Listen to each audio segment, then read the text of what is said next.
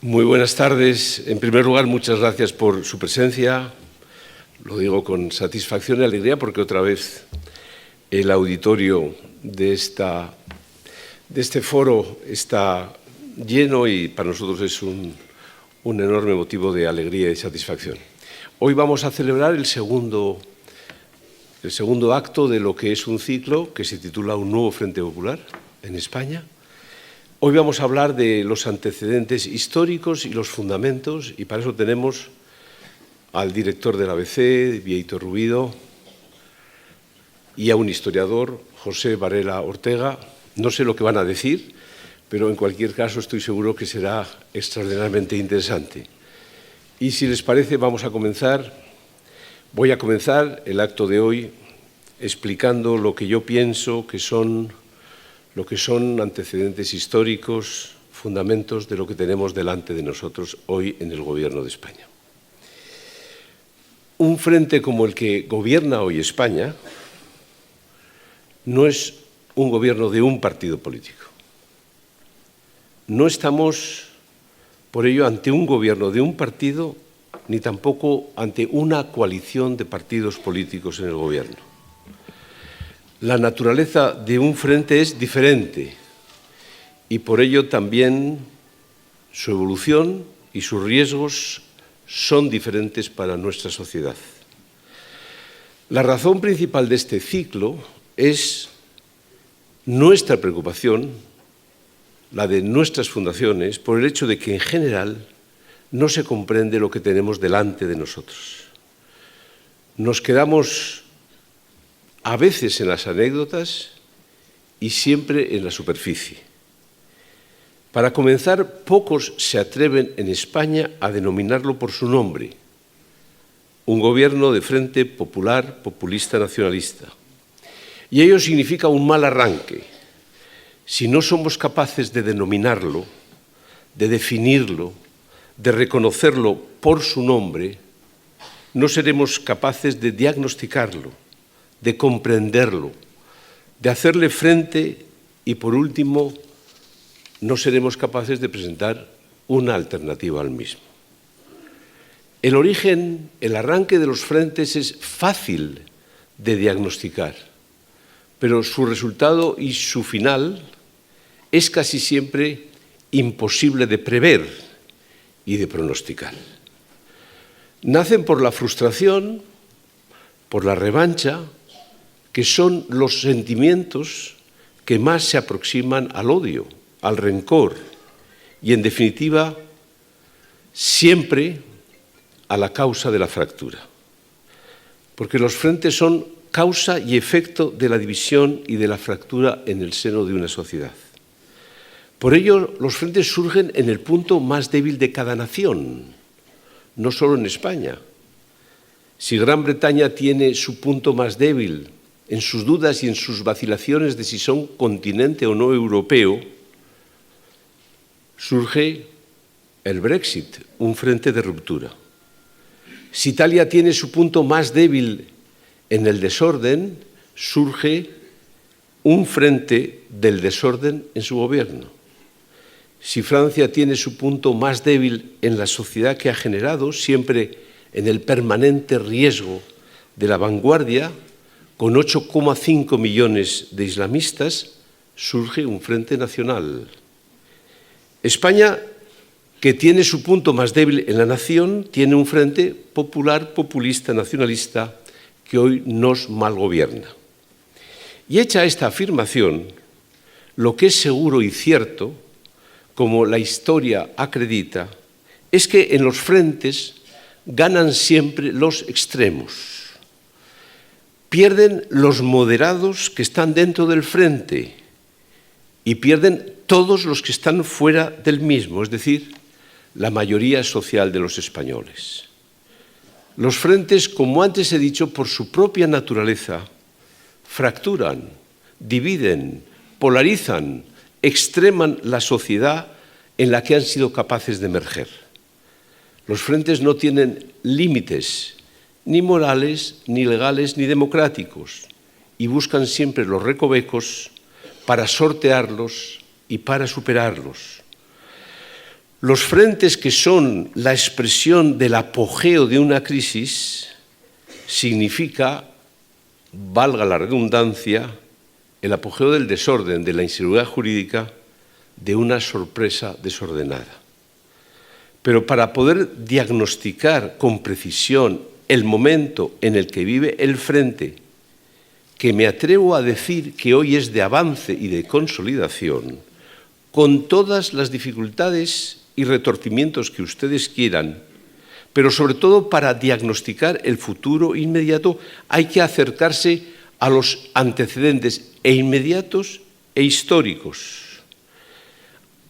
Aquellos próximos, porque están en nuestro presente, y aquellos más lejanos que forman ya parte de la historia. Pero por eso vamos a empezar por los más próximos y por los más inmediatos. El Frente Popular Populista Nacionalista tiene en el acuerdo marco de ETA y de Rodríguez Zapatero, en el arranque de su gobierno, su antecedente más próximo. Ambos pactaron un acuerdo marco en el que ETA dejaba de matar y Rodríguez Zapatero, en contrapartida, abría un proceso en el que se comprometía con una transformación moral, cultural y territorial de España. Paz por proceso. Paz por una España radicalmente diferente. Paz por legalización y legitimación posterior de ETA. Paz por la destrucción de la transición y la Constitución de 1978. Si el Frente Popular Populista Nacionalista es esencialmente un proyecto de ruptura de la transición democrática y de la España constitucional, la pregunta es ¿cómo no iba a formar parte del mismo ETA, que nació para romper España y que ha sido la vanguardia de la ruptura, el único referente en solitario de la misma durante más de 30 años? Cuando Rodríguez Zapatero y Otegi se reúnen el 8 de septiembre de este año, hace poco más de un mes, en el caserío Chillarre del Goibar, se pone en evidencia la vigencia y la realidad del proceso que pusieron en marcha hace más de una década y que de momento ha culminado en el Frente Popular Populista Nacionalista. No van de enviados de nadie, ni mucho menos van a negociar los presupuestos del 2018, que a ETA les da igual y que por ellos ya estarían aprobados. Simplemente van a celebrar, a solemnizar la toma del poder del Gobierno de España a través del proceso que ellos inician. Rodríguez Zapatero por un lado y por otro ETA con Josu Ternera y Otegi a la cabeza. ¿Cómo no van a celebrarlo? A recordarlo, a conmemorarlo, a felicitarse por lo que han conseguido, porque además casi nadie a lo largo de estos años lo haya advertido. Volvieron al lugar del crimen, al caserío en el que se fue gestando el proceso. Como tampoco fue una casualidad, en este mismo mes de septiembre, 2 días después, que Otegi visitara en la cárcel al dirigente de Esquerra Republicana, Oriol Junqueras, el 10 de septiembre, porque aquel acuerdo histórico de Perpiñán del 2003 fue a su vez el precedente del acuerdo marco al que me he referido antes entre ETA y Rodríguez Zapatero.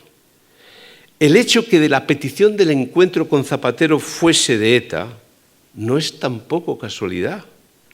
Está vinculado al hecho de que de la misma forma que hoy el partido de Zapatero está en el Gobierno de España, ETA todavía no gobierna el País Vasco. ETA necesita prolongar el Frente Popular Nacionalista Populista para sustituir y reemplazar al Partido Nacionalista Vasco desde su convicción de que el nacionalismo siempre es un puente unidireccional que arranca en el nacionalismo tradicional y siempre culmina en la izquierda o en la extrema izquierda, como se está viendo en Cataluña.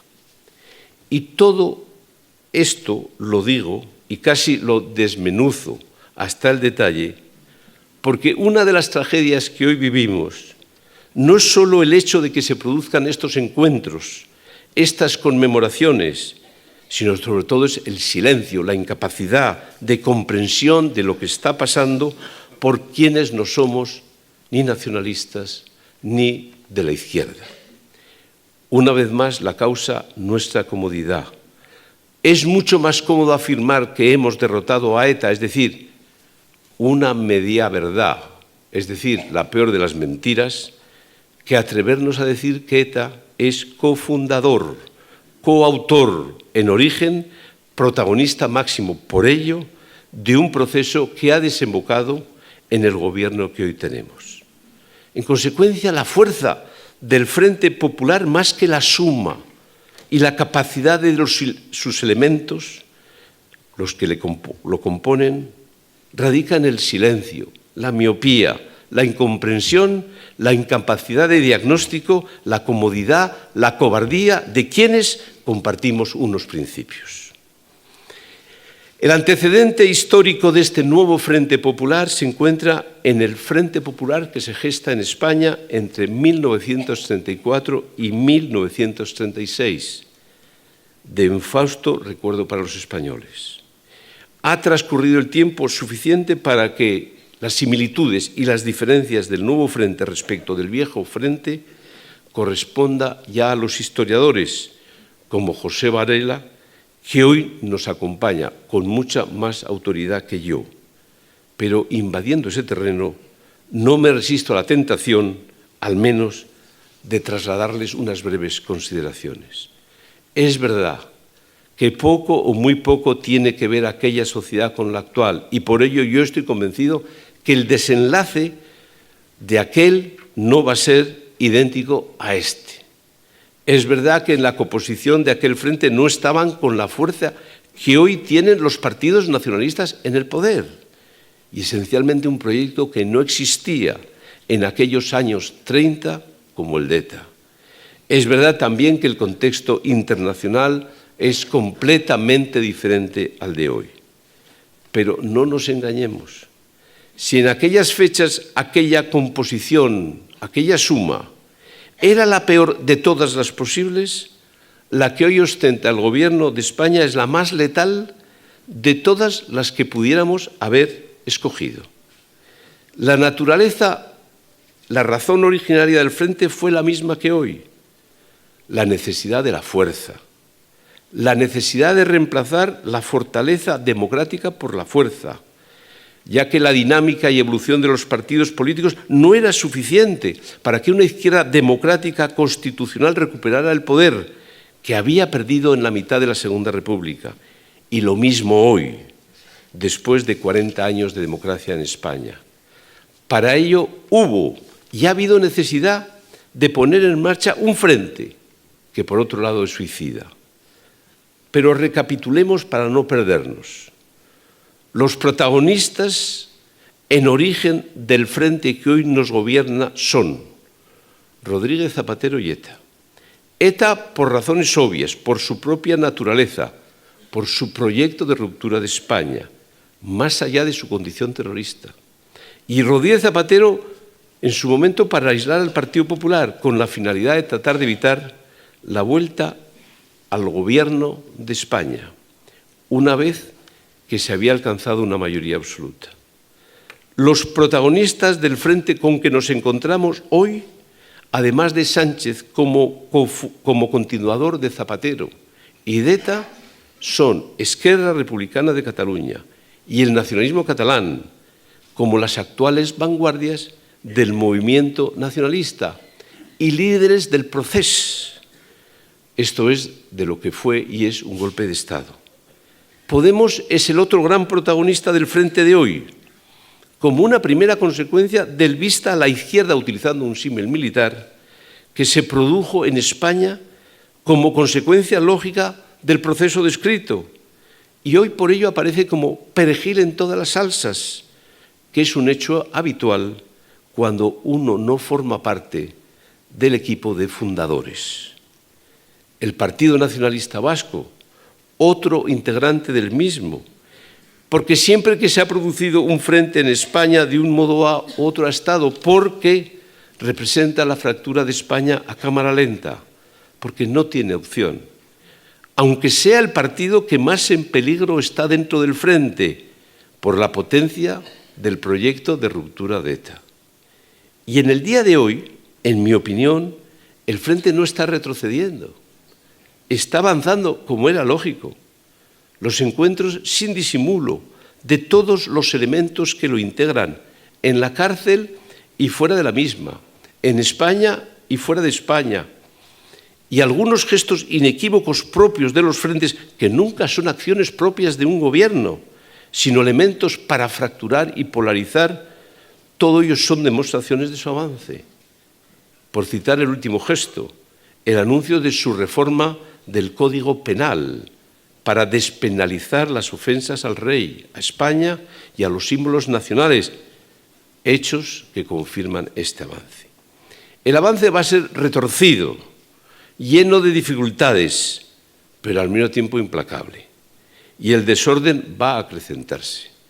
La reivindicación de los presos de ETA, así como la de aquellos que dieron el golpe de Estado en Cataluña, estará entre las prioridades del frente. La autodeterminación, la legalización de los referéndums subsiguientes, un modelo similar al de Quebec, un proceso pseudo-constituyente que empezaría con la reforma del Estatuto de Cataluña, seguirán siendo, por otro lado, los únicos grandes objetivos de las opciones nacionalistas que quieren aprovechar la existencia de este frente. La autodeterminación o algo similar es y será un objetivo irrenunciable. El debate está abierto, el camino será tortuoso y el resultado confuso. La ofensiva cultural está a la vista.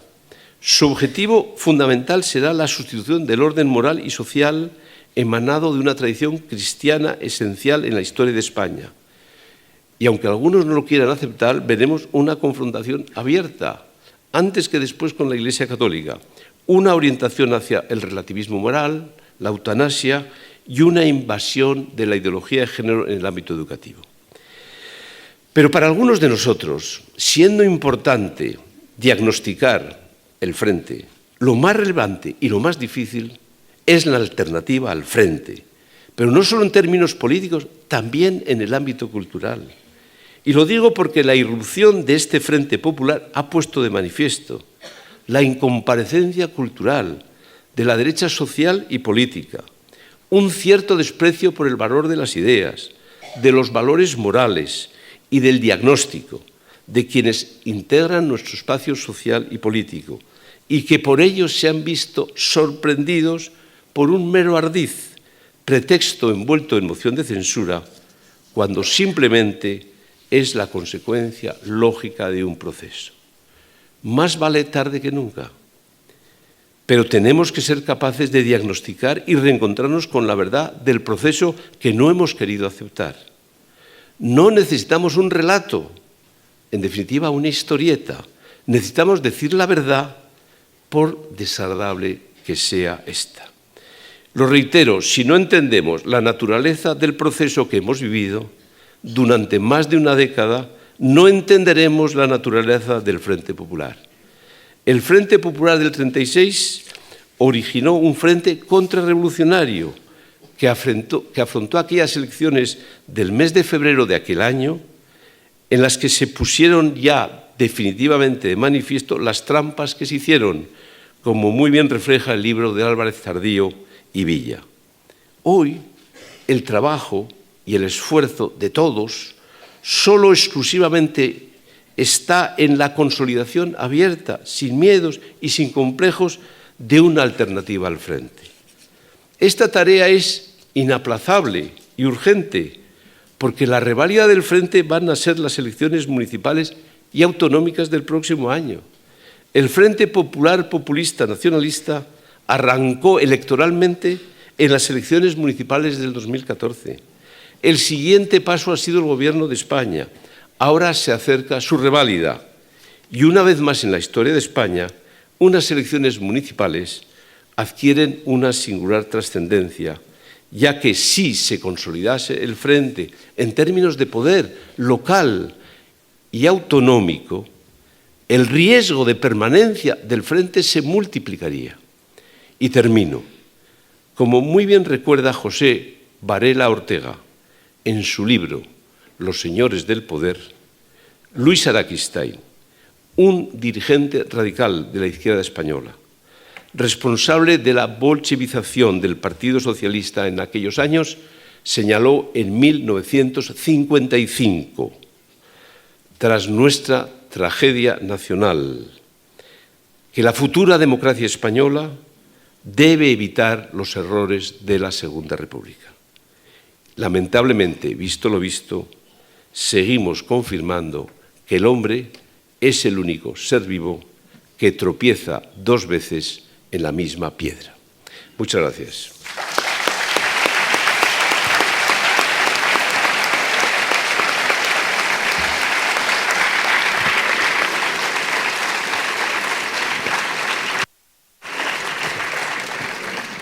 A continuación tiene la palabra nuestro buen amigo, el director del ABC, Bieito Rubido.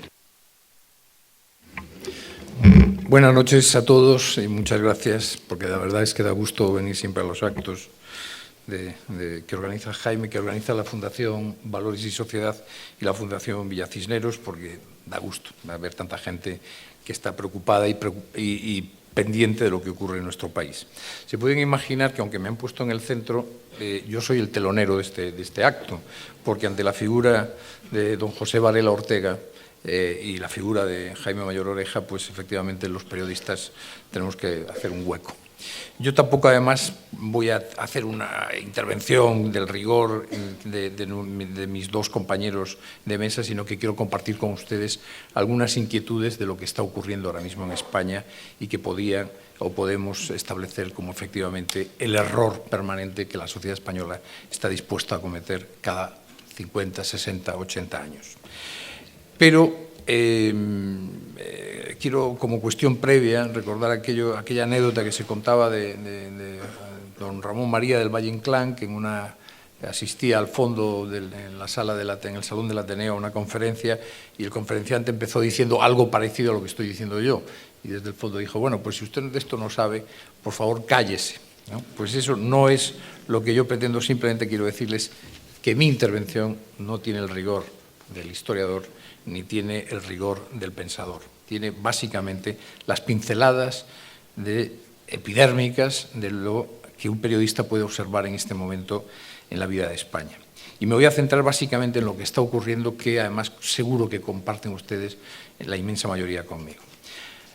A mí lo que me resulta verdaderamente preocupante es que estamos por primera vez, desde el 15 de junio de 1977, en que se celebran las primeras elecciones libres tras la muerte de Franco, estamos por primera vez con un gobierno que en realidad, aunque no está formalmente instalado allí, está gobernado por el comunismo. Es decir, la extrema izquierda y el comunismo, por primera vez en más de 40 años, está gobernando España. Aunque ustedes dirán, no, hombre, eso es una exageración, es el que está sentado en la Moncloa es un señor que milita en el Partido Socialista Obrero Español. Quien está gobernando en este momento y está marcando las líneas que de verdad son líneas maestras de la acción del gobierno es el partido Podemos y, en concreto, en la persona de su máximo dirigente, Pablo Iglesias. Con ello se está básicamente ejecutando un plan que tiene como pilares fundamentales el acoso a la monarquía, el derribo absoluto del concepto de libertad en los ciudadanos en su amplio sentido, unas prácticas fiscales del populismo que se van a llevar por delante todo bienestar económico posible y el nacimiento de la denominada España plurinacional, que evidentemente sería un país absolutamente ingobernable.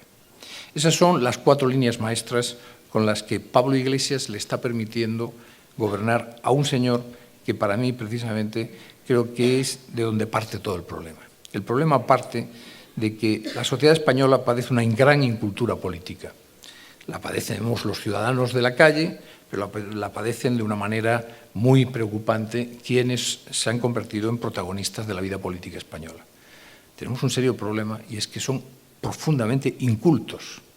Y, desde luego, ocurre lo que precisamente señalaba Jaime Mayor Oreja al finalizar su intervención, que es el desconocimiento de la historia.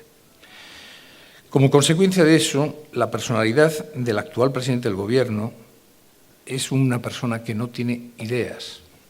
Es decir, él solo tiene, ni siquiera las nobles, aunque equivocadas ideas de la socialdemocracia clásica le acompañan en este momento. No tiene ideas ni tampoco tiene principios como para, por ejemplo, asumir que su primer resultado como candidato del Partido Socialista Obrero Español en las elecciones del 2014 supusieron un descenso de 20 escaños con respecto a la peor marca de la historia de la democracia reciente del Partido Socialista, que había sido la de Pérez Rubalcaba en el 2011 con 110 escaños. Pedro Sánchez pasa de 110 a 90 escaños. Y cuando se repiten las elecciones al cabo de un año pasa de 90 a 84 escaños. Lo habitual y la práctica normal en las democracias occidentales de nuestro entorno es que un dirigente que es 2 veces rechazado de esta manera, con 90 y 84 escaños, abandone la actividad política. Es la práctica más habitual en el Reino Unido, en Francia, en Alemania, incluso en Italia. Pero nos encontramos, sin embargo, con una persona que persevera, y no es lo mismo perseverar para hacer el bien que perseverar para hacer el mal. Es decir, en realidad, lo que más caracteriza al actual inquilino de la Moncloa es la contumacia. Efectivamente, la carencia de ideas, la carencia de valores y la carencia de unos objetivos nobles, que son la defensa del bien común y del interés general, le llevan a aceptar el apoyo, y es también la primera vez en más de 40 años, el apoyo de partidos que tienen como objetivo principal la ruptura de España. Esto no había ocurrido nunca.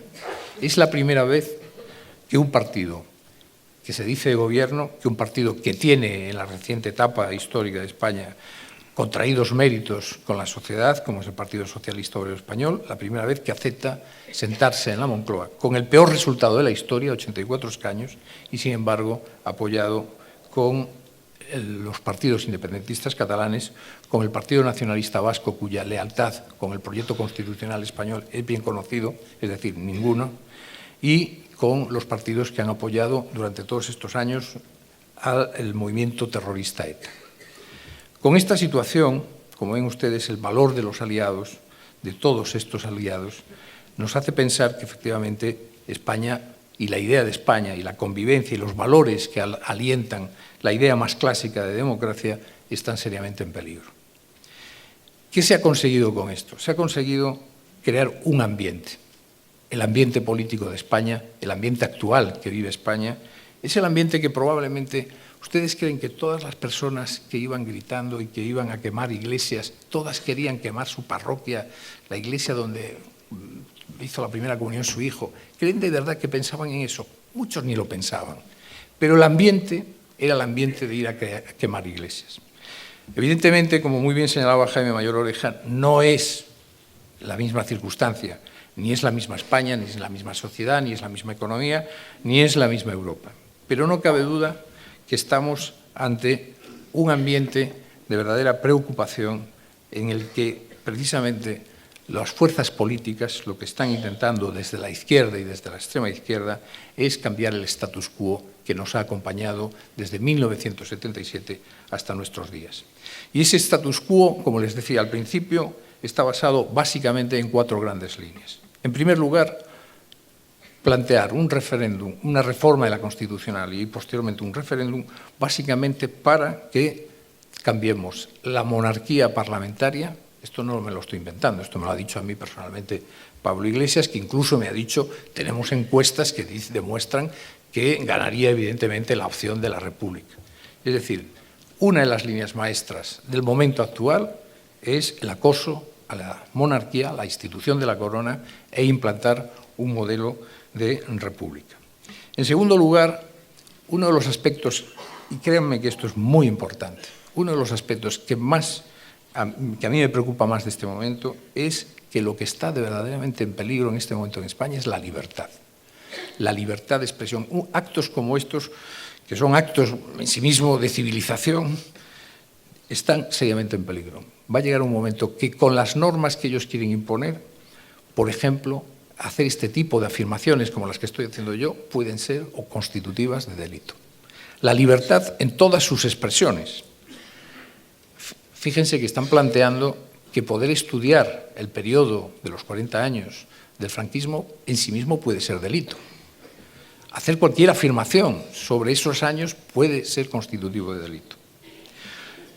A ello se añade, como les decía también, y esto lo estamos viendo en el proyecto de los presupuestos generales del Estado, una política económica que de momento se basa en una política fiscal prácticamente de confiscación que se acompaña con una serie de medidas populistas en las que se les está diciendo a una parte de la sociedad: tú no te preocupes, yo te arreglo, yo te voy a dar $1.000 euros, pero tú no pienses, tú no hagas nada, tú ni siquiera participes, exclusivamente despreocúpate, ya me encargo yo de gobernar. Y como final, como broche de esta situación basada en el acoso a la monarquía, el acoso a la libertad, prácticas fiscales populistas, está el nacimiento de la España plurinacional, que es la oferta que se le está haciendo tanto al PNV, al partido PDK y Esquerra Republicana, como otro tipo de convergencias que se mueven en Valencia, atención a Baleares, donde la situación es gravísima y muy preocupante, en Galicia y en todos aquellos territorios donde efectivamente hay un embrión y no una expresión tan radical como la que puede haber en territorios abiertamente independentistas en una parte de la población, como pueden ser Cataluña o el País Vasco, pero desde luego en embriones que efectivamente hay en Valencia o en otro tipo de territorios. Y es la oferta del Partido Socialista que va llevando personalmente, entregándole a todos los protagonistas el señor Pablo Iglesias, que es la España plurinacional. Vamos a una república plurinacional.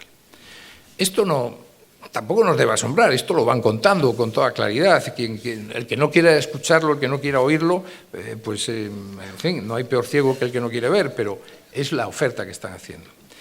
Pero evidentemente a ello está ayudando, como les hablaba antes del ambiente, el papel de los medios de comunicación. Yo como periodista sí me veo siempre impelido, obligado a denunciar lo que yo creo que ha sido un desastre en este país, que ha sido la gestión por parte de la derecha de los medios de comunicación. ¿Cómo es posible que en el 2018, en un país como España, los medios de comunicación, que se supone que sus accionistas son en la inmensa mayoría de derechas, cómo es posible que todas las opciones del centro derecha solo cuenten con tres medios que les apoyen a difundir y a crear un ambiente distinto, a amplificar sus ideas y a actuar de conciencia crítica frente a los movimientos de la izquierda y de la extrema izquierda? ¿Cómo es posible que en España solo haya tres medios dispuestos a defender esas ideas? Eso tiene mucho que ver, y no es ahora ni el momento ni el lugar, pero tienen muchas responsabilidades distintos personajes que han estado y han tenido la oportunidad de gobernar nuestro país. Entre otras razones, porque les faltó siempre, y sigue faltando siempre en el discurso político de nuestro país, una ambición, un plan ambicioso, una idea ambiciosa de la idea de España.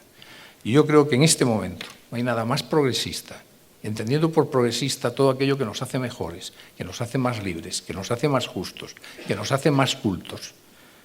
Un plan ambicioso de la defensa de la idea de España que sigue costando enormes esfuerzos dialécticos y de todo tipo y de complejos también, salvo contadas excepciones, a la propia clase política española del propio centro derecha. Por tanto, yo con estas pinceladas lo único que quería era provocar un poco el debate posterior y supongo que la inmensa mayoría coincidirá conmigo en este diagnóstico. La solución siempre es muy difícil, pero desde luego la solución tiene una característica muy importante que se da en todos los procesos en que se puede encontrar una solución, que es la perseverancia.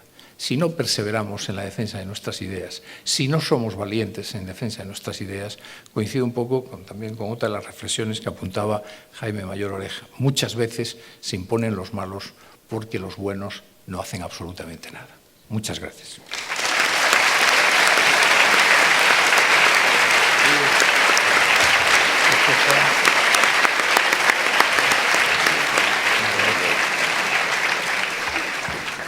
Bueno, a continuación, José Varela, al que quiero agradecer su presencia, y singularmente el día de hoy, porque hoy tenía una reunión de patronato y ha hecho un esfuerzo para estar presente con nosotros. José. Bueno, Jaime, muchas gracias. No me habías avisado de todo esto, ¿no? Doy seminarios de 10 personas, 12, 15, pero bueno. Jaime me ha pedido que haga una cierta comparación entre los dos frentes populares, suponiendo que esto sea un frente popular, que es quizá un término un poco abusivo, ¿no? Frente Popular es una creación soviética en los años 30, como Valladar contra, políticamente, contra el ascenso del fascismo, básicamente contra el temor de Alemania. Ese es lo que fabrican como fórmula de unir, digamos, no solo a la izquierda, sino partidos liberales con la izquierda, etcétera, etcétera, frente a todo eso que se les venía encima o que ellos creían con alguna razón que se les venía encima. Por lo tanto, no tiene necesariamente un sesgo particularmente violento izquierdista. No era esa la idea de Stalin. La idea de Stalin es que fuera más bien una contención frente a ese tipo de cosas, ¿no? El tema es que en España el Frente Popular tiene unas características diferentes, ¿no? Y que además al propio Stalin le inquietaron, porque él no pretendía organizar ni provocar una revolución, sino al contrario, conseguir que en determinados países, sobre todo en Alemania, hubiera un frente al avance nazi, y ese frente, no diré que tuviera que ser moderado, pero sí tenía que ser, tener unas características de no provocar la violencia, ¿no? Cosa que no le salió bien en Alemania, porque los comunistas no le hicieron mucho caso, o no el suficiente, y desde luego no le salió bien en España, ¿no? Por lo tanto, hay que situar las cosas en su sitio. Claro, Jaime me decía que similitudes, diferencias, hay una diferencia muy evidente, ¿no? Que es diferencia de la época y de toda Europa. En la Europa de los 20 y los 30, posterior a la Primera Guerra Mundial, por cierto, espoleada con esta idea de la autodeterminación, que es algo pensado en los puntos wilsonianos para países colonizados, que deshizo el Imperio Austrohúngaro y que fue un desastre en la medida que lo que hizo fue acrecentar enormemente el poder de una Alemania que luego fue nazi. O sea, resultó al revés de lo que se pretendía, ¿no? Bueno, en esa Europa esto de la violencia era bastante tolerado, y así acabó. La historia de Europa desde la Primera Guerra Mundial hasta el final de la Segunda es una historia de miedo, es una historia de terror. Y no es solo la Guerra Civil Española, hay una guerra civil en Grecia, hay en el fondo, hoy sí día sabemos, una guerra civil larvada en Francia, el episodio que todos conocemos de este coronel Yaue, entonces, ahora general, y que tiene calle y que se la quieren quitar, que es lo de Badajoz, y los ametrallamientos en la plaza de Badajoz, se dio en Nîmes, en Francia. Hicieron lo mismo, no sé por qué esto de los toros debe tener una idea, ni producir ese tipo de cosas. La represión en Francia de los francs-tireurs y de todo eso fue tremenda, ¿no? Tremenda.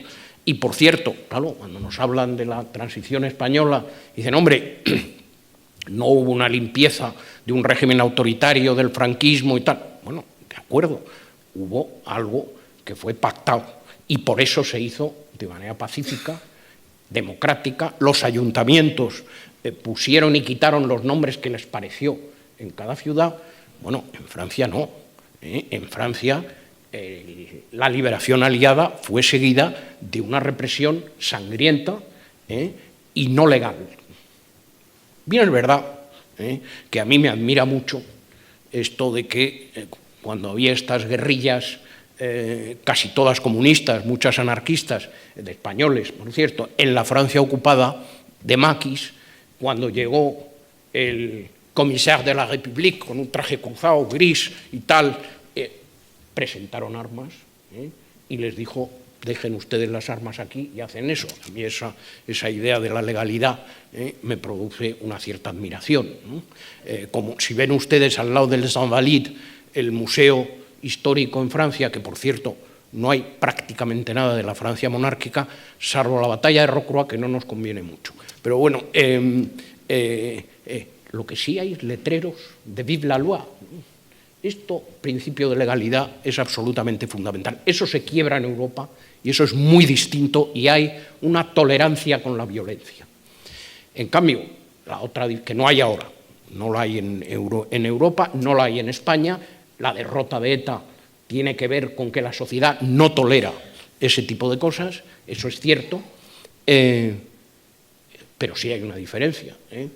También, que no, juzgado desde ciertos puntos de vista, que sería el mío, no es precisamente favorable, que está en la izquierda.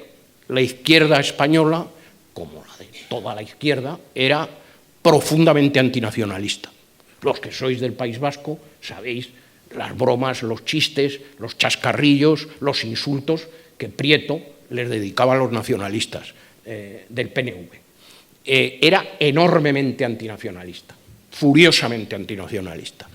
Bueno, ahora hemos encontrado una cosa asombrosa, que la izquierda, efectivamente desde Zapatero, alguno de vosotros lo ha mencionado, incluso quizá antes, es una izquierda que ha encontrado calidades especiales en esto de la identidad, el nacionalismo, incluso situaciones etnicistas que bordean el racismo. En vez de, hombre, la Internacional es proletarios del mundo unidos, no va por naciones, ¿no? Yo a algunos de mis amigos de izquierda así más engagés les decía: hombre, pero yo no os pido un concilio, pero por lo menos hacer un sínodo, no sé, hacer algo, ¿no? Porque es que esto merece discutirse, no es una cosa banal, ¿no? Que de pronto os hayáis hecho identitarios, nacionalistas y que confundáis el derecho a la diferencia con la diferencia de derechos, para decirlo rápidamente, ¿no? Bueno, eso sí es una enorme diferencia en la situación de ahora. Todo esto que hemos vivido en Cataluña y en otros lados, con una izquierda de antes, no se hubiera podido producir.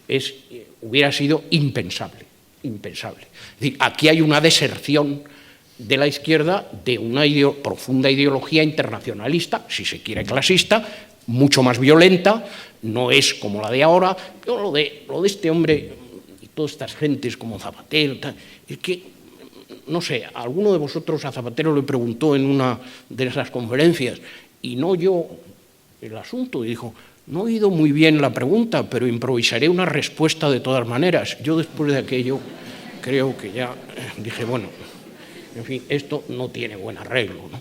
Es decir, es un pensamiento profundamente desordenado, que no les importa absolutamente nada. Este señor enseña la Moncloa, es conmovedor, es la tournée du propriétaire, ¿no? Es una cosa conmovedora, es conmovedor como la enseña, ¿no? No le importa más que eso. No creo que le importe mucho. Hombre, sí, naturalmente, como todos estos estados, no solo ellos, son socialdemócratas. En Europa, en la Europa de la posguerra, no ha habido una ideología liberal profunda, quizá Esperanza y tal, pero lo demás, nada. Es decir, no son liberales. Lo que hacen es esquilmar con impuestos a todo el mundo. Eso es bastante común. Es decir, no, este señor Montoro, pues tampoco era... vamos, le daba por la cosa azul, pero por poner impuestos, ¿no? Y esas cosas. Eso, que despilfarren un poco más de la cuenta, no creo que sea muy preocupante, ¿no? Creo que otras cosas sí son preocupantes. Hombre, es preocupante que este es una persona profundamente deshonesta, ¿no? Porque lo de la tesis que habéis vosotros sacado, no, vamos a ver, yo me dedico a eso.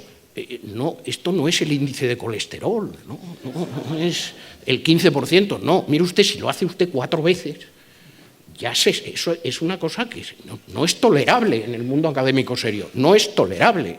Vamos, yo en el máster que todavía doy, pues echaba a 3 personas haciendo un ejercicio, porque les digo, mire usted, tienen libros, tienen lo que quieran, hacen lo que quieran, copian lo que quieran, pero citan. No citar es un plagio, es un delito, y les echo además del curso, como es natural. Y es que es una cosa elemental. Eso sí es un poco preocupante. Claro, engañar, ¿quién era Kennedy el que decía eso? Engañar a veces a alguien es posible, engañar todo el tiempo a todo el mundo, eso es bastante difícil. ¿Quién era? ¿Quién? Lincoln. Bueno, pues que engañar todo el tiempo a todo el mundo es un poco difícil. Y este está en eso, ¿no? Con los presupuestos y con tal. Eso me parece un poco más preocupante.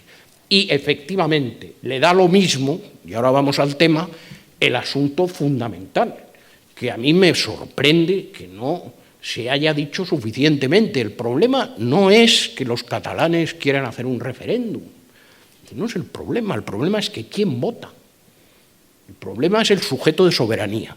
Esto desde 1812, la soberanía está en el conjunto del pueblo español. Se decía en la Constitución de entonces de los 2 hemisferios, ¿no? Bueno, ahora vamos reduciéndonos, nos hemos quedado con uno. Bueno, pues votamos todos. Eso era un principio en la izquierda, por cierto, sacrosanto, la idea de soberanía nacional, y aceptado por el Partido Conservador, por Cánovas, en la Ley de Sufragio Universal de Sagasta, que la aceptó de 1889, y ya en las elecciones del 91 fue una ley de sufragio, fue por sufragio universal masculino, una de las leyes de sufragio universal primeras, y aceptado por todos. Nadie dudaba que la soberanía era la soberanía nacional. Era el principio que los liberales terminaron por arrastrar a, digamos, a la derecha doctrinaria. Bueno, lo que es asombroso es que ahora eso, que es el origen de la España contemporánea, pues se haya perdido esa identidad que es elemental, que es bastante fácil de contestar. Esto de, igual que Escocia, no, vamos a ver, no es igual que Escocia, no por razones sí, históricas, pero no las mismas que la gente tiene en la cabeza. Vamos a ver, el Carlos I nuestro, que no era tan nuestro porque era de Gante y en ese momento no hablaba casi español y tal, y bastante mal alemán, algo de flamenco y lo que hablaba era francés, vamos a ver, le cortó la cabeza a los Cromwell. Y 100 y algo años después, en Inglaterra, los Cromwell le cortaron la cabeza al Carlos I inglés. Bueno, es una diferencia importante. Con lo cual, la soberanía en Inglaterra, como todos los que hemos estado allí sabemos, está en Westminster, está en el Parlamento. Por eso han podido hacer la tontería del referéndum. Y no tendrían ni siquiera que haberlo seguido, ni tienen por qué, porque la soberanía está en el Parlamento. Ese es un tema absolutamente central y fácil de explicar. Y el segundo es el del año 12. Estos señores patriotas frente a los francesados, que por cierto eran gente bastante civilizada y tal, y pocos pero civilizados, se inventaron frente al rey José el tema este de la soberanía nacional. Y eso se ha repetido en cuantas constituciones ustedes vean españolas, digamos, democráticas. En la de los años 20, en la del 37, non nata, en la del 69, en la Constitución del 31 de la República y en la que tenemos ahora del 78. Bueno, en todas la soberanía reside en el pueblo español. Eso es asombroso que la izquierda, bueno, haya dimitido de ese principio fundamental.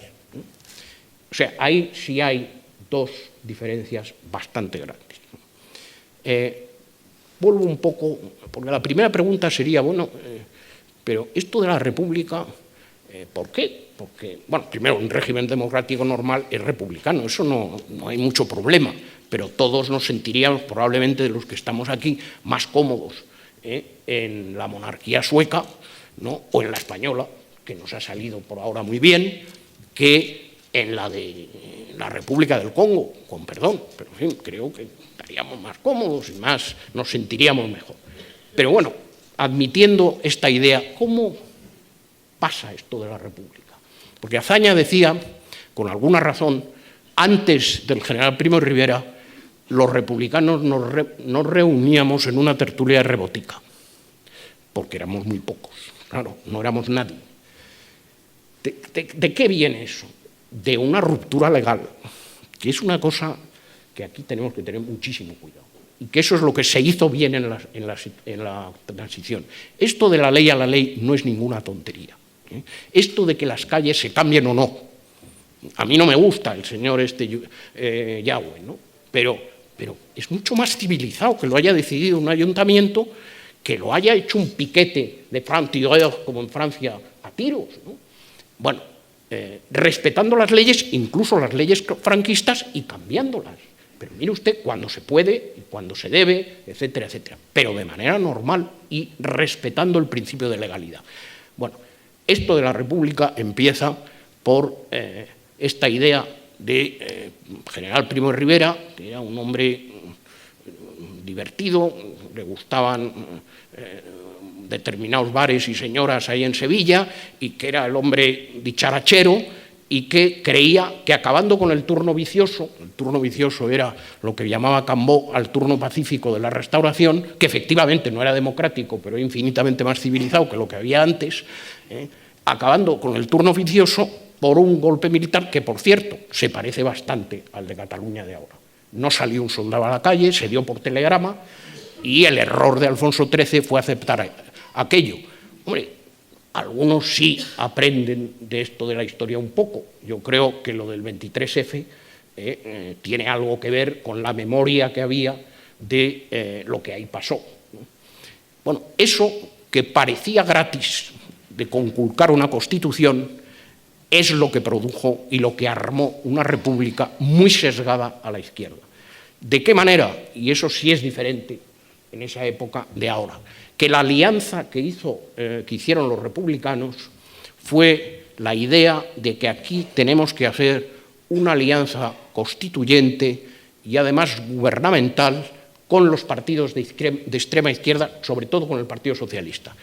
El Partido Socialista tenía un problema que venía con perdón de Kant. Kant se le ocurrió que en un libro que se llama Antropología Geográfica, de 1798 o por ahí, puedo bailar la cifra, que los iberos y los eslavos eran parecidos.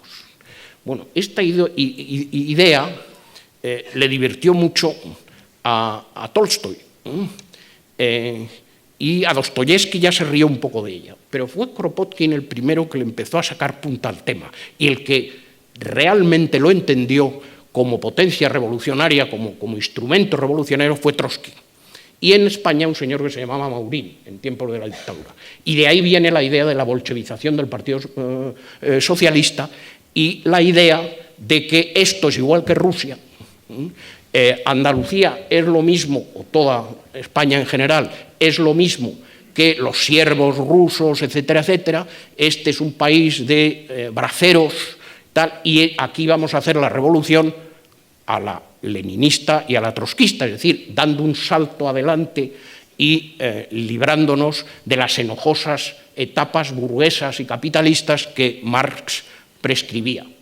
El salto, pobrecillos, lo dieron, pero no fueron a caer exactamente donde ellos pensaban, ¿no? Bueno, entonces, eso es lo que sí es una diferencia, Jaime, muy sustancial. Aquí ahora el nacionalismo del Partido Socialista y entonces el bolchevismo del Partido Socialista, que era relativamente reciente, es de los años 20, y eso en la República fue bastante letal en cuanto a descoyuntar el asunto, sobre todo porque Azaña tenía la idea de que había que hacer una coalición con el Partido Socialista. En otras palabras, que no había que imitar a la Tercera República Francesa, que tiene un largo periodo, digamos, de centroderecha. Gambetta decía que queremos una república de veterinarios y farmacéuticos. Hombre, eso muy revolucionario no es, ¿no? Una cosa bastante razonable y tal. Y en cambio, estos estaban en otra película, ¿no? En la película de que vamos a dar ese salto adelante. Y ahí viene un Frente Popular español efectivamente muy descoyuntado. Si uno ve la legislación del Frente Popular de los años 30, no es para asustarse, son tonterías económicas que estos tienen siempre, pero da lo mismo. Expropiar las fincas. Primero, creer que toda España es una España latifundista y es como el mediodía de Andalucía. Grave error, y que es feudalista, como Alcalá Zamora. Si leen ustedes uno de los últimos libros de Alcalá Zamora de diarios y de tal, lo dice muy claramente. Eso es una estupidez que no se sostiene, y él conocía muy bien, como jurista y tal, conocía muy bien el tema del campo andaluz. Bueno, pero estos compran esa idea. Lo malo no es la expropiación de fincas y este tipo de cosas. Lo malo es cómo se hace, el grado de violencia, lo que aterroriza a las gentes de campas urbanas importantes que había en España, es la manera y la violencia que hay y la ilegalidad. Eso es lo que realmente produce horror, ¿no? Y mutatis mutandis, ahí hay violencia, ilegalidad, ocupación, quemas de cosechas, etc. Tiene una concomitancia con la traída de la República o el golpe de Primo de Rivera. Ahí el viejo Maura tiene una anécdota interesante que yo encontré en un militar que fue ministro de la Guerra en el gobierno de concentración de Maura, que tiene unas memorias, Santiago Aguirre Bengoa, tiene unas memorias inéditas. Pero luego me lo contó Joaquín Romero Maura, que se lo había contado su abuelo, don Miguel, abuelo republicano, pero hijo del viejo Maura. Parece que en el año 25 el dictador fue ahí al Pico en Torrelodones, donde el viejo Maura tenía una casa, a verle, para conseguir la colaboración del gran Maura, gran líder conservador. Y parece que Maura le despidió y dijo: este hombre no sabe lo que ha hecho. Esto de romper una constitución y de entrar en la ilegalidad, no se da cuenta lo que es esto. Esto es el fin de la monarquía, luego vendrá una república desorejada y luego, naturalmente, los militares otra vez. Estos de la Restauración tenían en la cabeza la idea de que había que librarse del golpismo militar. Cánovas era bastante obseso, y sobre todo de sistemas ilegales de transición política. Bueno, eso sí se da en el Frente Popular de manera muy súbita, con violencia, con ocupaciones, con quemas, hay unas descripciones del propio Alcalá Zamora cuando habla con Azaña, está Azaña ya de presidente de gobierno del Frente Popular, y le dice: este hombre no se da cuenta de lo que está pasando en su pueblo, es que están quemando las casas, ¿no? Es lo que hace que la gente... hay índices bastante entretenidos, curiosos, ¿no?, que es petición de pasaportes. La gente se va de los pueblos, de la España rural, que entonces era importante, no es como ahora, se viene a Madrid, se viene a otros sitios y empieza a salir de España rápidamente. Bueno, ese es el clima que realmente crea lo que luego va a ser una guerra civil, con un aditamento que algo se da en estas gentes de Podemos y de todo esto, que es la idea de que siempre van a ganar. Es decir, la guerra civil se produce porque hay dos bandos que creen que van a ganar. Y eso es normalmente explosivo en política. No es verdad, que yo estoy convencido que esta gente sabía que venía el golpe, ¿no? Casares, que tenía informaciones. Lo que pasa es que, claro, el asesinato de Calvo Sotelo es una enormidad de tal calibre. Es igual que el del teniente Castillo, en cuanto a persona humana, pero Calvo Sotelo es jefe de oposición y le van a buscar unos policías como Hilfspolizei, como con los nazis, con algún miembro del Partido Socialista, cercano a Prieto, etcétera, le secuestran y le asesinan. Claro, eso, yo les cuento una anécdota, uno ya es viejito, tiene derecho a las anécdotas, una anécdota de mi madre. Mi madre fue a examinarse de carrera del último curso, después, justo al día siguiente del asesinato. Se sabía que habían estado guardias de asalto y policías, porque ahí hay un héroe, aquí habrá juristas, el héroe de todo eso es un juez que era de izquierda republicana, por cierto, pero que envía órdenes de detención como juez de instrucción y lo sigue haciendo después de estallar la guerra hasta el frente de Somosierra. Bueno, mi madre entra en aquel vagón de metro, se sabía ya el asesinato, entran dos guardias de asalto en el vagón que estaba así, se sale todo el mundo del vagón de repulsa de lo que eso supuso. Y hay otra, por ahí está Tom Burns, que es amigo mío del alma de toda la vida, y nieto de don Gregorio. Hay una muy entretenida de don Gregorio. Don Gregorio era muy amigo de Marcelino Domingo, y cuando lo de Calvo Sotelo le escribe una carta, tenía una correspondencia interesante con Marcelino Domingo, le escribe una carta tremenda, diciendo esto deshonra a la República para siempre, esto es intolerable, etcétera, etcétera. Bueno, se produce la sublevación, lo que quieran, el movimiento, el golpe, como le quieran ustedes llamar. Y resulta que don Gregorio está en Lisboa atendiendo a un enfermo, ya era un médico muy famoso y tenía un enfermo en Lisboa. Pues te toma un tren, se vuelve y dice, bueno, ahora no hay más que gritar que viva la República, porque esto es un disparate, es más disparate todavía, es evidente. El Frente Popular causa del orden de 300 muertos por violencia política, que es intolerable, ¿no? Pero claro, la guerra causa 300.000, la proporción no es la misma. Es decir, eso, Marías tiene un ensayo interesante que dice, hombre, las cosas no son proporcionadas, el liarse con un movimiento militar de este tipo no es proporcionado. Bueno, eso es verdad, y eso es por cierto, una crítica de la sublevación de raigambre tomista que hace el propio Azaña, que es entretenida, porque es completamente tomista. El movimiento que se hace, en este caso la sublevación, tiene que ser menor que el daño que produce. Bueno, esa es la composición del lugar tomista. Y claro, esto... ¿Cuál es la decisión que toman esta gente? Me decía Jaime, las peores decisiones posibles.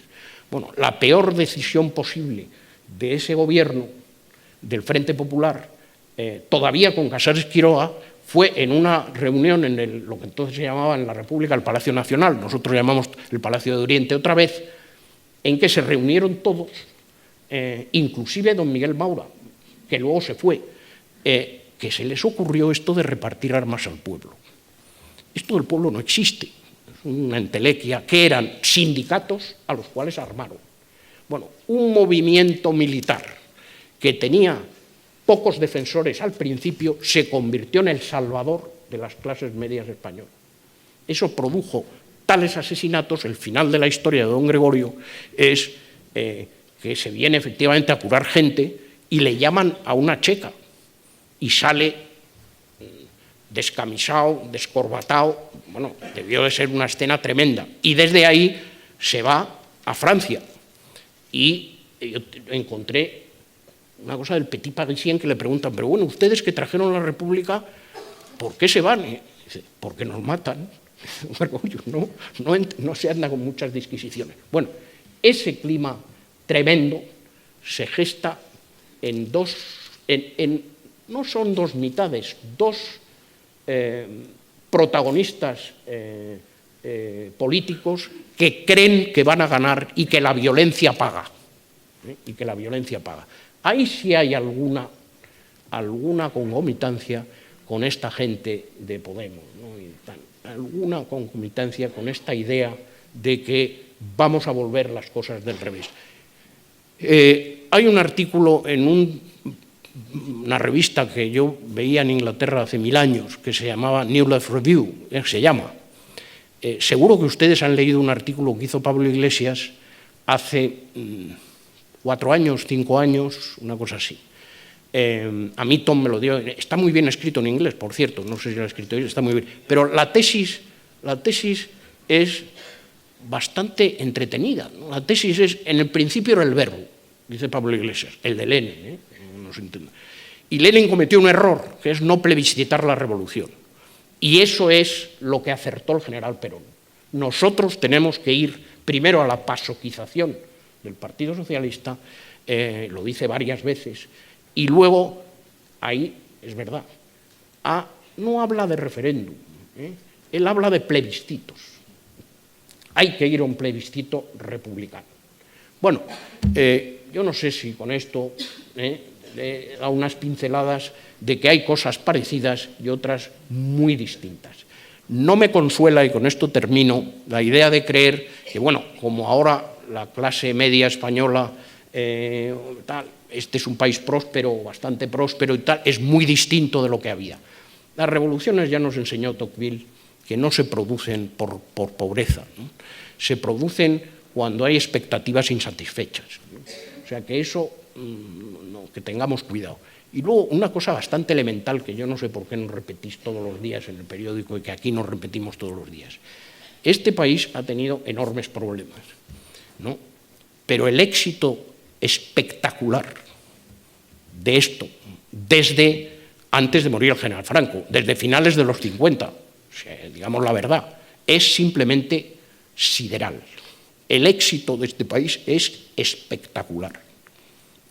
Y eso, los que tenemos alguna edad, pero no somos ya decrépitos del todo, es que lo hemos vivido. Es que lo que era el campo español de Extremadura en los años 50, hombre, en la película esta y la novela de ¿quién era? De Delibes, es verdad, es que eso era así.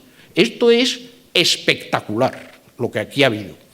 Hombre, la república, en el sentido clásico de la palabra, se basa en la amistad cívica, ¿no?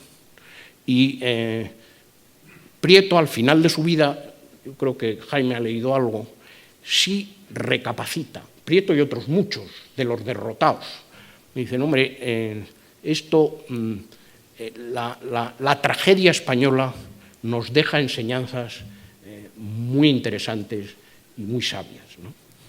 Pero, en fin, señores, hay una cosa que es bastante evidente, ¿no? Que aquí esto de la legalidad, bueno, es una cosa que a veces manejamos con una alegría preocupante. Y en las leyes de todo lo que tiene que ver con educación, eso lo hemos vivido y sabemos que es así. Bueno, muchas gracias.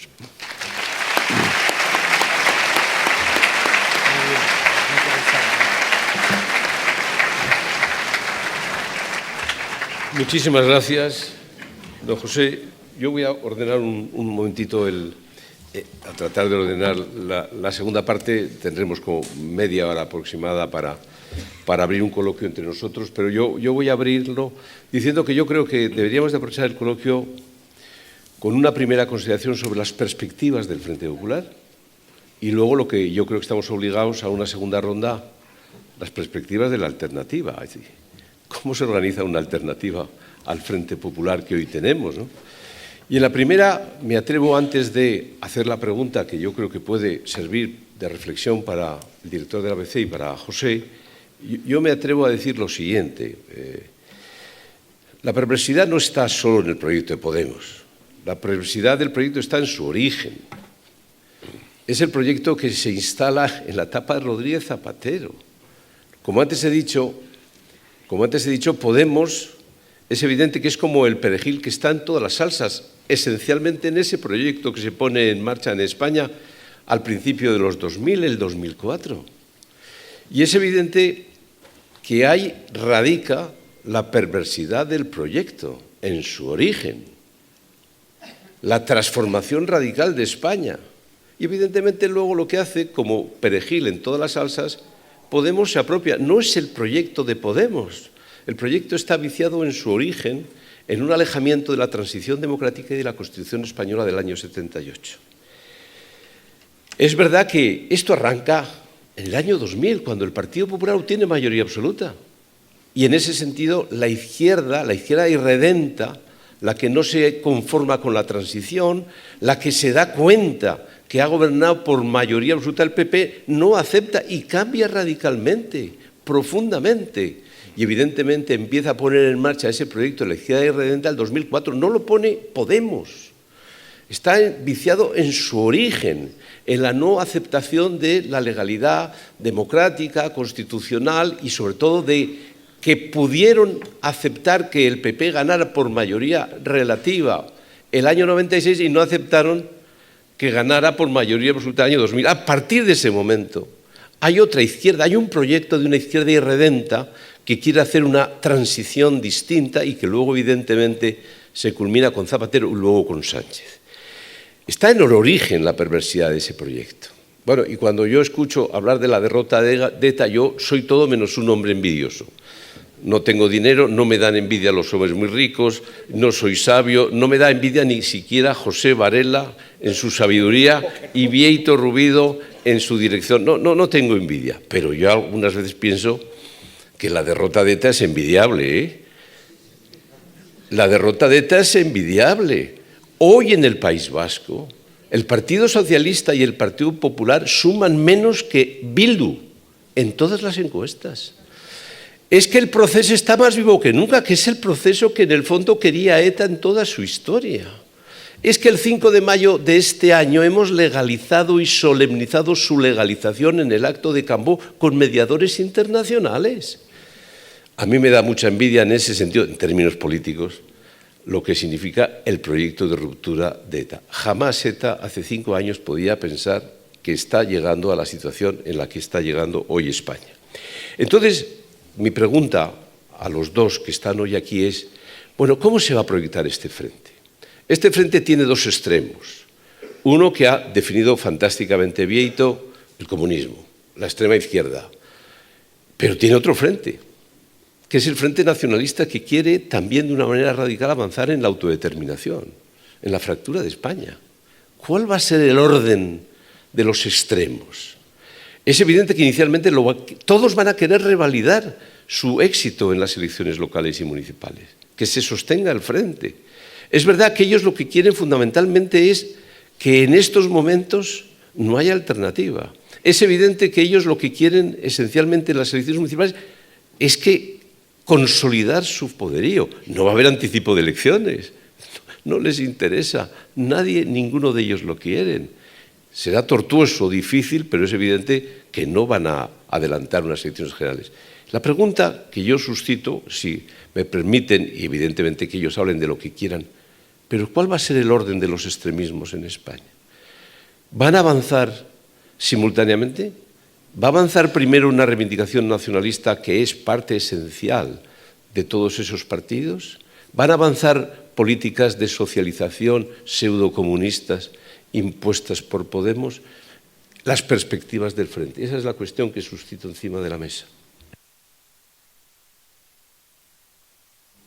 Hombre, pues teníamos que empezar porque nos explicara Amenofis IV que por qué no disolvió, ¿no? A ver, Esperanza, cuéntanos, ¿por qué no disolvió cuando podía? ¿O es que se fiaba del PNV? ¿No? Vosotros sabréis algo, ¿no? ¿O por qué no dimitió? Si no disolvió al final, porque no tendríamos esta situación. No, yo creo que el Partido Socialista Español, y no solo español, sino toda la socialdemocracia europea, tiene un problema existencial muy grave, que es además estructural. Es decir, este sistema socialdemócrata de la posguerra mundial y también en España estaba basado en una pirámide de edades que no existe. Y bueno, esto es muy complicado de sostener de esta manera. Esa es una crisis muy aguda que tienen. Por eso se han apuntado a estas cosas de nacionalismo, etcétera, etcétera.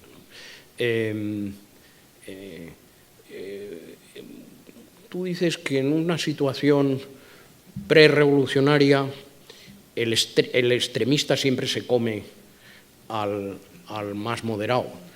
Que Marx lo dice también, tiene una frase muy parecida a esa, ¿no? Y es posible que sea verdad. Y efectivamente el Partido Socialista tiene un problema en relación a su mayor rival, que es su socio de gobierno, ¿no? Y eso no sé cómo va a caber, ¿no?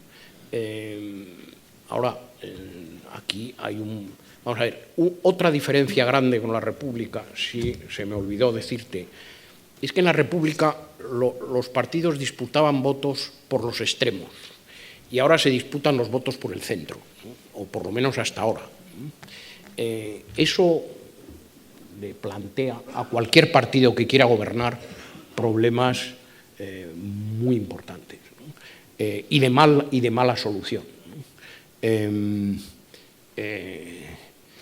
Es verdad que hay unas tensiones de tipo nacionalista que tampoco nos han aclarado por qué. Vamos a ver, si hay un golpe de Estado, aunque sea parlamentario, como hubo, ¿por qué no se aplica ahí el artículo 155 sin mayores historias, ¿no? Y una vez que lo aplican, cuando es tarde en un referéndum que no había urnas, pero si luego lo sabía y no sé qué y no sé cuántos, como nos contó esta señora, los abogados del Estado son muy ordenados y cuentan todo, no había urnas, no había, sí, bueno, había urnas. Bueno, ¿por qué levantan el 155? Es decir, eso sí, Jaime, sí extrema las cosas.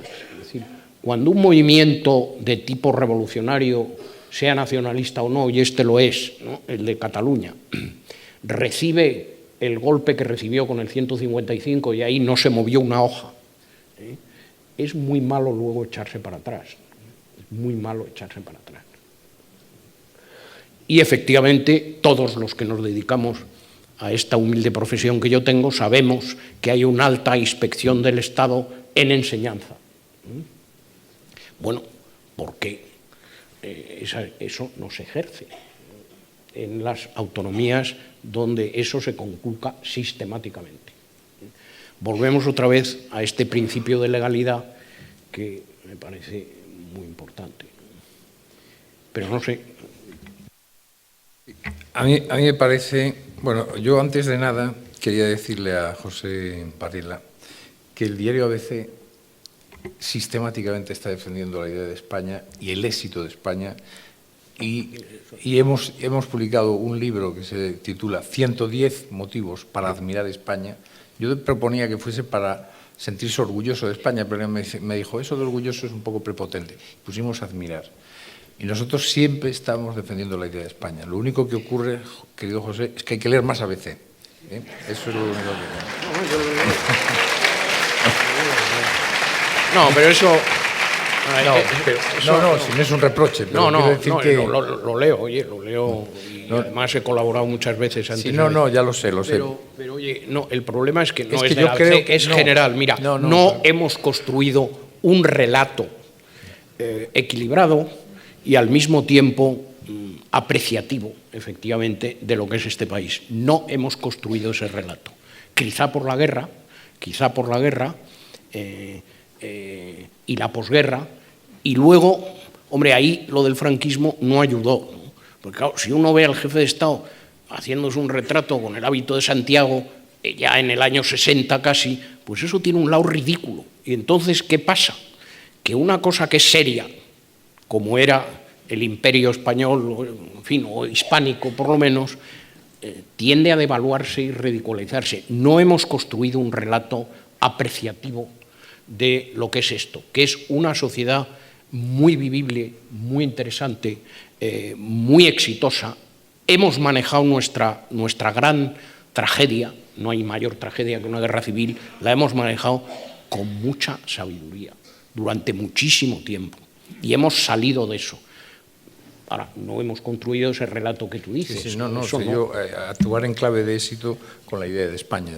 Por eso yo digo que nosotros sí lo tenemos, yo presumo, y tenemos muchas evidencias de que desde el ABC, nosotros un eje editorial de ABC ha sido siempre defender la idea de España y lamentar siempre que no haya una clase política que tiene mucho que ver con lo que yo hablaba de la incultura de una gran parte de la clase política sobre la idea de España, que es uno de los problemas serios. Pero contestando a la pregunta de Jaime, a mí me parece, tú hablabas de la fascinación que el nacionalismo ejerce sobre el Partido Socialista. Empieza ya en la época de Felipe González, es decir, ya piensa que crean el PSC, lo crean precisamente, ya existía, pero deciden llegar a un gran acuerdo con el PSC, con Raventós, con Obiols, con todos aquellos dirigentes que en realidad eran de una especie de burguesía catalana, y ya por esa fascinación que ejercía sobre ellos, y crean el PSE, y el PSDG, y el PSV, y el PSA, efectivamente. Es decir, ellos, la fascinación que en el Partido Socialista Obrero Español moderno, a partir del año 75 ejerce la idea nacionalista, probablemente porque en la polémica antifranquista el nacionalismo se le había otorgado la vitola o la etiqueta de democrático, que era un movimiento democrático. El PNV era democrático, todo lo que movía a Jordi Pujol en la clandestinidad era democrático, o supuestamente democrático, y entonces ellos creyeron que eso era una de las vías, además, de captar más votos. Esa es la razón por la que yo creo que sigue hoy, claro, ¿quién está liderando ahora el movimiento más independentista al margen del País Vasco y de Cataluña. Baleares. ¿Quién está gobernando Baleares? El Partido Socialista. El Partido Socialista está entusiasmado y además están en la deriva también de la idea esa de la España plurinacional, donde efectivamente esto va a ser una especie de confederación. Esto se lo ha dicho Urkullu el otro día a Pablo Iglesias. Le dijo, nosotros esta idea de la confederación y tal, eso lo podemos, una república confederada. Y en eso están. Entonces, evidentemente, nosotros lo que tenemos que hacer en principio es denunciar eso, porque sabemos que existe ese movimiento. Y además, vuelvo a decir, y coincido también contigo, ¿qué le ocurre a Podemos ahora mismo? Es que se sienten absolutamente, efectivamente, tocados por un halo divino para que van a ganar. O sea, Pablo Iglesias está convencido que se va a imponer su modelo y que él va a ganar. Y eso, en eso probablemente coincide plenamente con lo que dices tú. Pero hay dos aspectos más. Podemos nace, y se está publicado, y nosotros hemos publicado, ha sido financiado por la República Bolivariana de Venezuela. Ha sido financiado. Es que no. El documento que publicamos nosotros en el diario ABC, firmado por Hugo Chávez Frías, dice abiertamente 7 millones de dólares, que es lo que nosotros hemos visto, probablemente ha habido mucho más, 7 millones de dólares para crear las condiciones que permitan la imposición de un movimiento de izquierdas en el hermano país de España. Eso lo está y está firmado por él. Y le hacen una transferencia de 7 millones de dólares a este partido. Por tanto, hay una intromisión abierta de un modelo de república de izquierdas absolutamente disparatada, que es la república. Y entonces, eso, insisto, yo, por ejemplo, he estado leyendo un informe muy interesante. La anterior presidenta del Tribunal Supremo de Venezuela hizo una tesis, no sé si plagiado o no, pero hizo una tesis en la que dice cómo se puede ir desmontando el orden constitucional que tenía Venezuela desde los tribunales. Y ellos también están con ese principio de la legalidad que tú dices, pero al revés. Es decir, desde los tribunales vamos a ir desmontando. No tiene nada que ver, pero me parece una pincelada interesante para reflexionar cómo el ambiente al que yo hacía referencia antes, el ambiente que hay en España ahora mismo es un ambiente populista. Y los jueces se someten y se están sintiendo la presión del populismo. Y lo están haciendo, yo creo que en el tema de la Sala Segunda del Supremo, yo confío mucho en ella y creo que no va a ceder en la cuestión de los golpistas catalanes, pero la Sala Tercera en la cuestión de las hipotecas además, claro, ¿qué hace inmediatamente Podemos? Los jueces ceden ante la banca, los poderosos otra vez ante los pobres. Es todo pura demagogia y es mentira, no están contando la verdad. Pero la Sala Tercera, una vez más, ha cedido, y vamos, el disparate de decir una cosa, a las 24 horas decir la contraria, aplazarlo, etcétera, obedece a ese ambiente populista que se da hoy en la sociedad española y a la que han contribuido abiertamente las televisiones, los canales de televisión, que curiosamente son de capital de derechas. Algún día nos explicarán los propietarios de esos canales cómo quieren vivir en el futuro de este país, al que ellos están contribuyendo a que sea una locura. Pero tú preguntabas, que yo sí creo que el nacionalismo y la izquierda y la extrema izquierda van de la mano en este proyecto. Bueno, la segunda cuestión que yo planteo también encima de la mesa es lo más difícil, que es ante esta circunstancia, ¿cuál es la alternativa? ¿Qué hacer en el ámbito político y en el ámbito cultural? Con una pequeña introducción. Lo he dicho al principio, un frente no es un partido político. Un partido político evidentemente se vuelca al centro, pero un frente se vuelca fundamentalmente en radicalizar y extremar la sociedad en la que está. Y en el frente, los del frente son vasos comunicantes. Lo que pierda el Partido Socialista lo puede ganar Podemos, y a mí qué más me da. O lo que gana o pierde Podemos lo gana el Partido Socialista, y a mí qué más me da.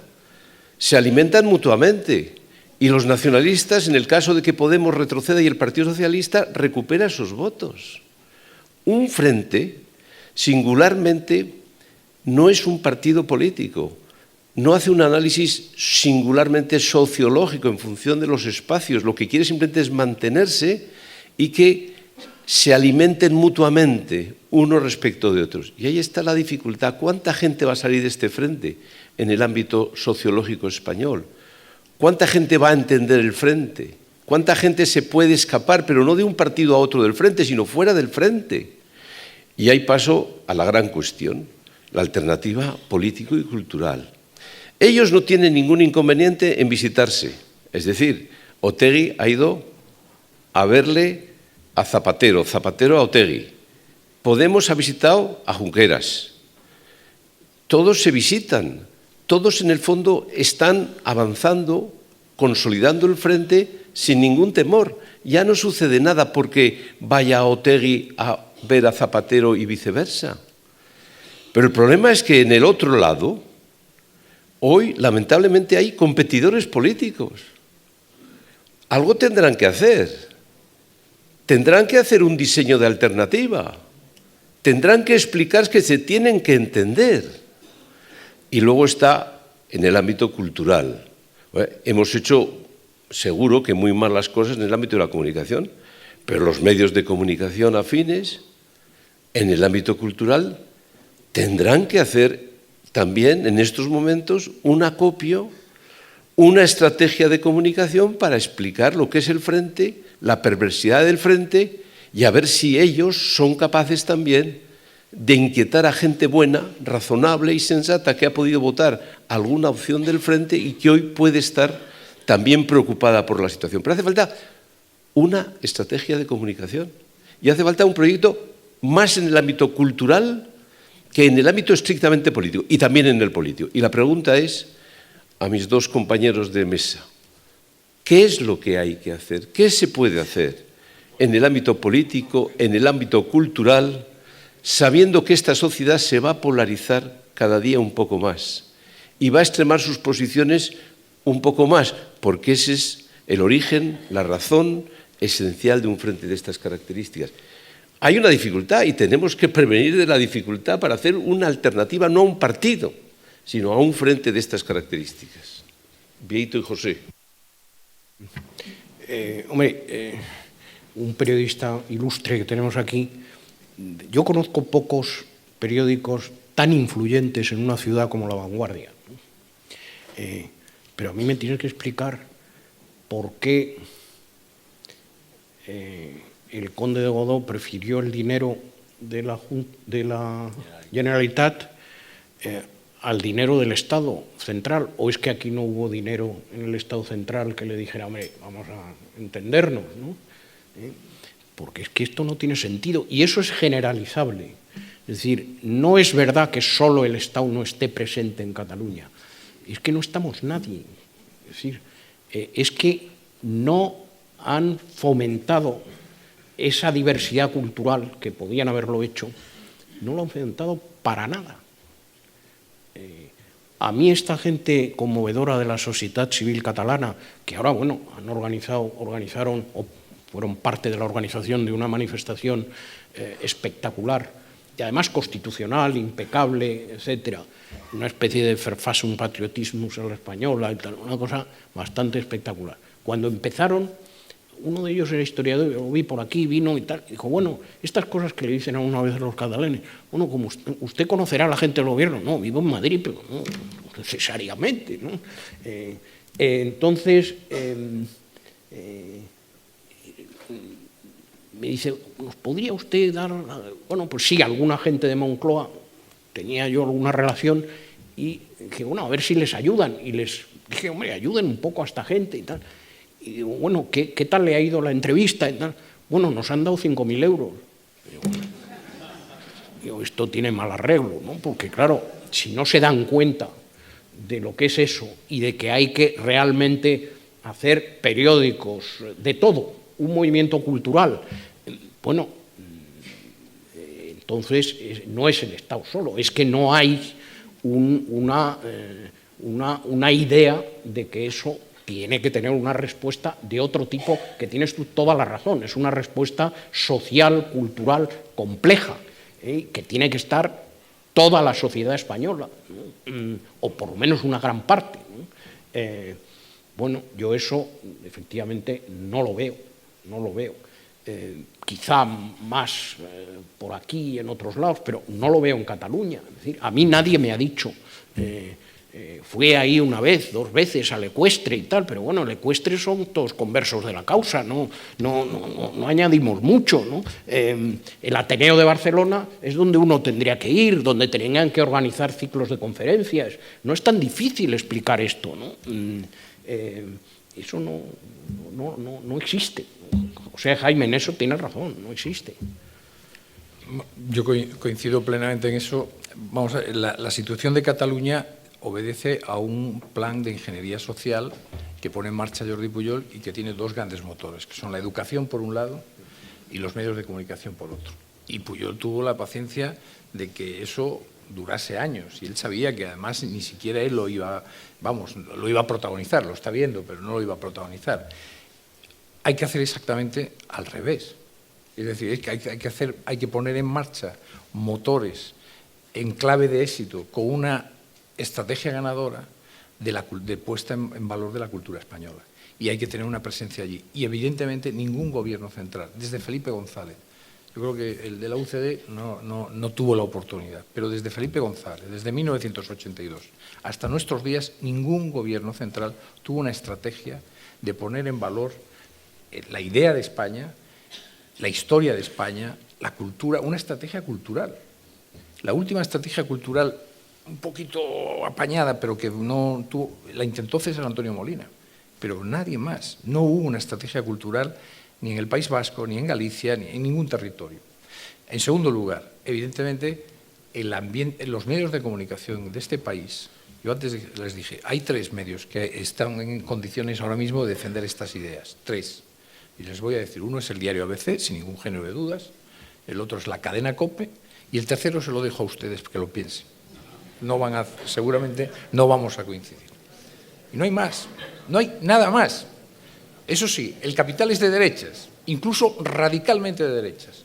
Hay algún capital que es tan de derechas que lo único que le interesa es el beneficio, ni siquiera tiene ese compromiso ético, ese mandato moral de defender las ideas, solo le interesa el beneficio, que no puede ser más radicalmente capitalista, ¿no? El beneficio por el beneficio.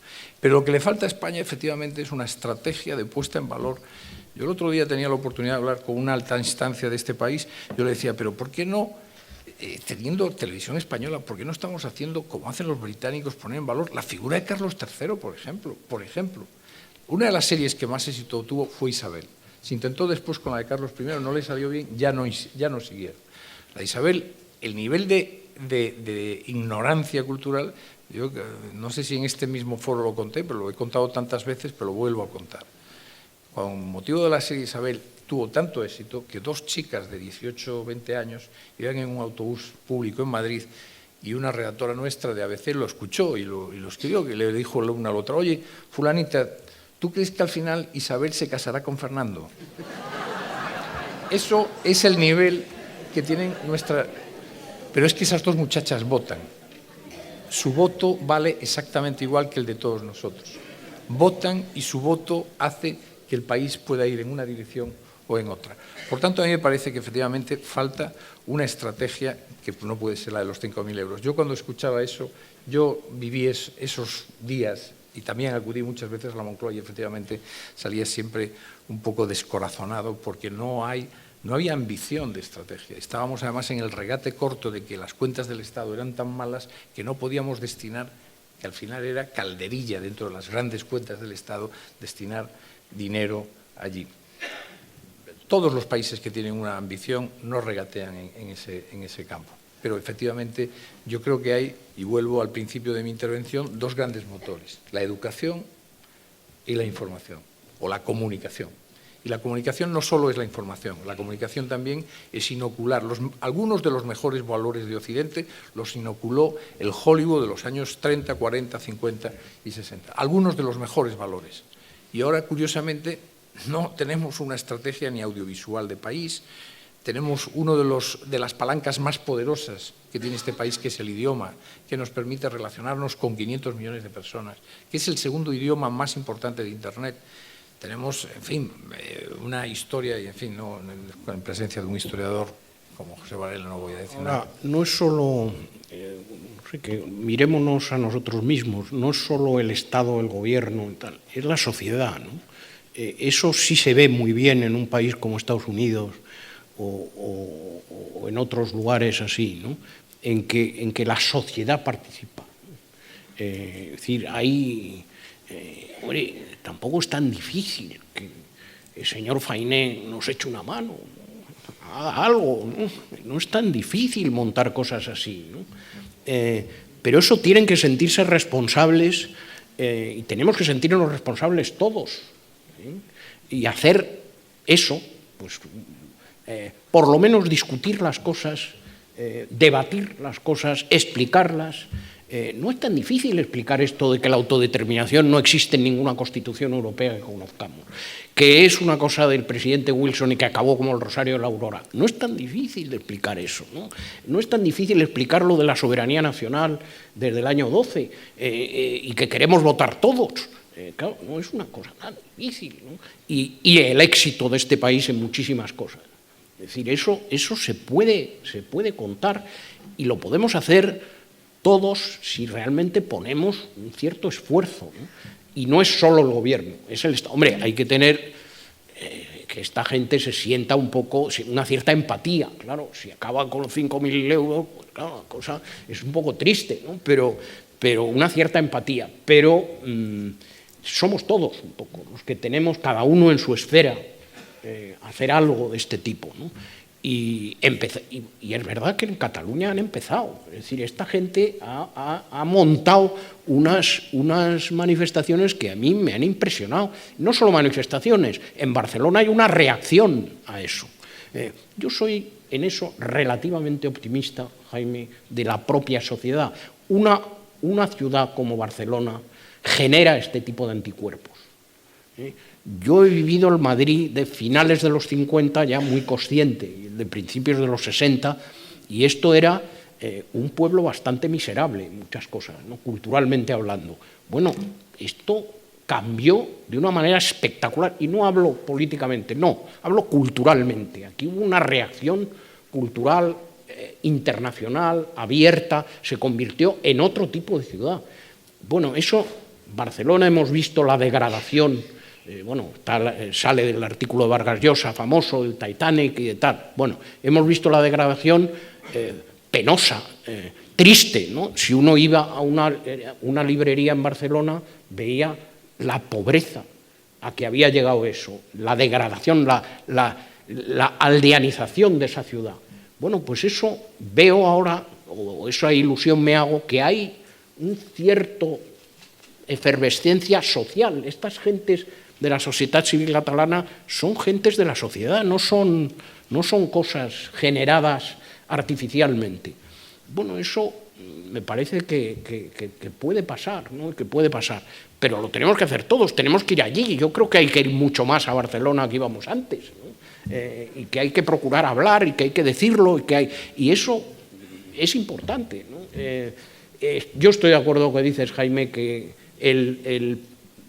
el montar o que se vaya montando una reacción cultural internacional plural, importante y de cierto nivel, eso es una cosa que cambia el estilo de las cosas.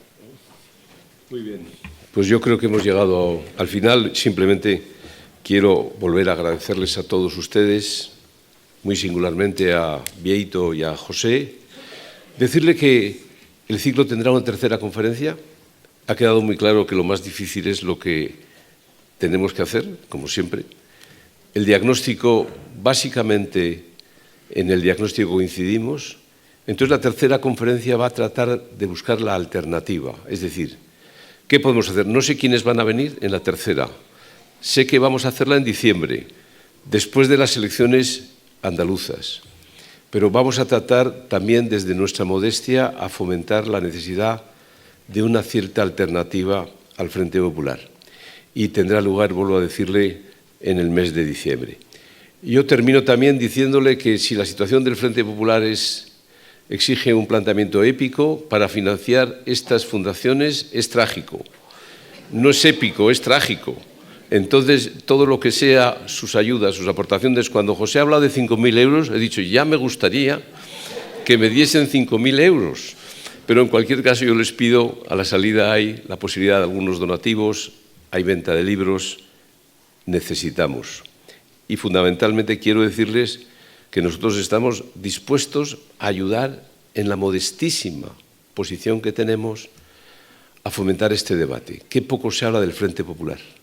Nadie, casi nadie lo enuncia. Qué poco estamos diagnosticando lo que tenemos enfrente de nosotros. Qué pocos recursos utilizamos en el diagnóstico de lo que tenemos enfrente. Y eso es lo que estas modestas fundaciones pretenden con este ciclo. Simplemente no hacer... Yo encantado.